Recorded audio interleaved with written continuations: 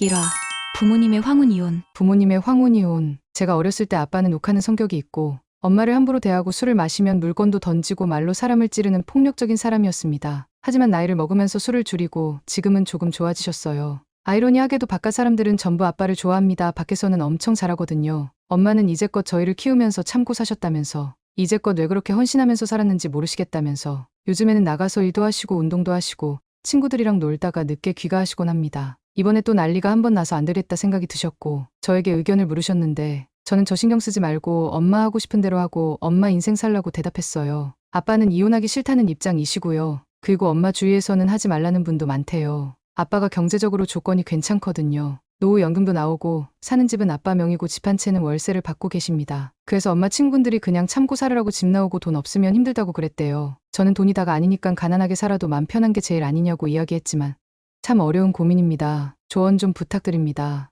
2화 남편의 출산 트라우마. 남편의 출산 트라우마. 9년 전만 해도 제가 사는 시골 동네에서는 가족분만이 유행해서 남편이 분만실에서 진통 겪는 걸 고스란히 함께했어요. 그렇게 10시간의 진통을 남편과 함께했고 아기가 나오는 순간 탯줄을 잘라야 한다며 남편이 분만실을 끝까지 지켰네요. 애 나오고 나서 회음부가 잘 아물지 않고 골반이 틀어져서 며칠을 힘들어했는데 그게 남편 인상에 강하게 남았나 봐요. 10년 동안 남편은 제 곁으로 오지 않는 날이 이어졌고 이유를 몰라 답답하게 살다가 오늘 드디어 출산 트라우마 때문이라는 걸 알았습니다. 애 낳는 과정을 모두 봐버린 남편은 관계 자체가 무섭다네요. 제 새끼 낳느라 고생한 건데 애가 나왔을 때 깨끗하고 고상하게 나오는 줄 알았나 봐요. 온몸에 피범벅의 태반 분비물, 그리고 그 후에 틀어진 골반에 힘들어하고 회음부에 상처난 그런 것들이 상상이 되면서 아직 아물지 않은 듯해서 무섭답니다. 도저히 트라우마 때문에 못하겠다네요. 남편은 아이도 잘 봐주는 가정적인 사람입니다. 부상담도 해봤지만 남편 고집이 지독해서 상담사분도 포기하셨어요. 남편은 사랑하는 마음은 있으니 기다리라고만 하고 너무 우울하고 자존감은 바닥을 치고 답답하고 힘들어요. 3화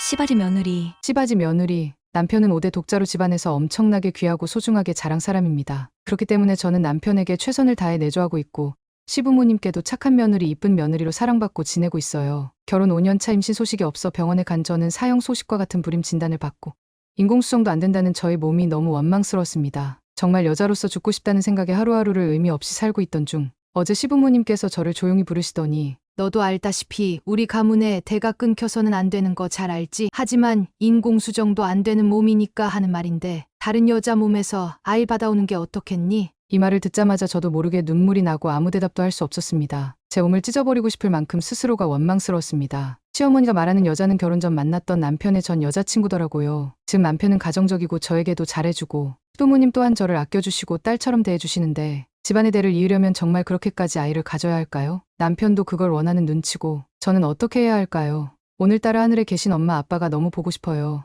4화 결혼한 지 일주일 이혼하고 싶어요? 결혼 일주일 되었는데 이혼하고 싶어요. 남편은 평판이 좋은 사람이지만 저랑은 안 맞는 것 같습니다. 결혼하고 첫날 밤도 못 지내고 시혼여행도 해외도 귀찮다, 제주도도 귀찮다 해서 강원도로 하루 다녀왔습니다. 그리고 어제는 야밤에 갑자기 비빔면을 해달라길래 밤중에 졸리지만 해줬습니다. 신랑은 비빔면 먹을 때 삶은 계란이랑 오이채 넣어야 되고 보리차 물에 얼음 띄어서 물에 헹궈줘야 먹거든요. 열심히 해줬더니 면이 너무 퍼졌네. 너는 음식에 성의가 없어. 이걸 사람 먹으라고 만든 거냐? 하면서 안 먹더라고요. 너무 대충 해준 것 같아 미안한 마음에 사과하려고 다가가니 사과하지 마. 난 너랑 화해하면 또 싸우니까 그냥 이대로 지내는 게 편한 것 같아.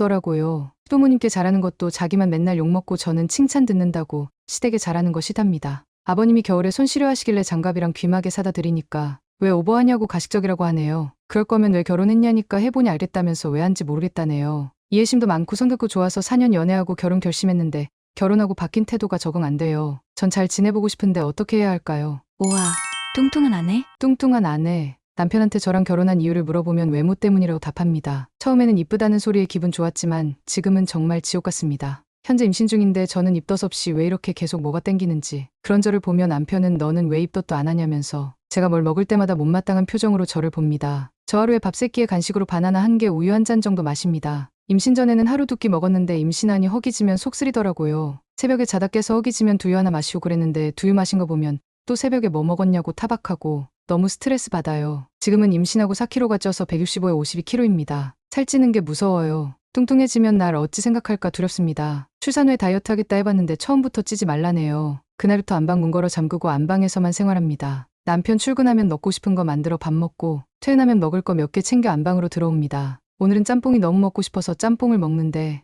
짬뽕은 또 왜 이리 맛있는지 갑자기 정말 서러워 울면서 밥 먹었어요. 저 어떻게 하면 좋을까요? 남편이 미워요. 육화, 저희 집에 기생충이 있어요. 저희 집에 기생충이 있어요. 장거리 연애 중 지방에 살고 있는 여자친구 직장이 폐업해서 큰 도시로 가야겠다면서 생활비도 내고 당분간 신세 좀 질 수 있겠냐 하길래 무슨 생활비냐고 맘 편히 있으라고 했는데 저희 집으로 온 지 9개월째 아직도 일자리를 안 구합니다. 저는 겨울에 돈 아끼려고 보일러도 안 틀고 전기장판을 쓰는데 여자친구는 24시간 집에서 보일러 틀고 있어서 그런지 도시가스비도 15,000원 나오던 게 20만 원 가까이 나오고 전기세도 2만 원 정도 나오던 게 7만 원 나옵니다. 그리고 저는 과자를 잘 안 먹는 편인데 여자친구 오고부터는 과자, 과일, 커피 등 끊이질 않고 생활용품도 돈이 너무 들어가요. 배달 음식에 외식에 돈이 많이 나가니까 돈이 아까워지기 시작하더라고요. 이대로는 같이 못 지내겠다 했더니 사시원 관계였다면서 헤어지고 싶으면 위자료 내놓으라고 하면서 자기도 일자리 알아보고 있으니 미안하다고 좀만 더 기다려달라 하고 전기 끊어버린다니까. 유서에 제 이름 쓰고 뛰어내릴 거라는데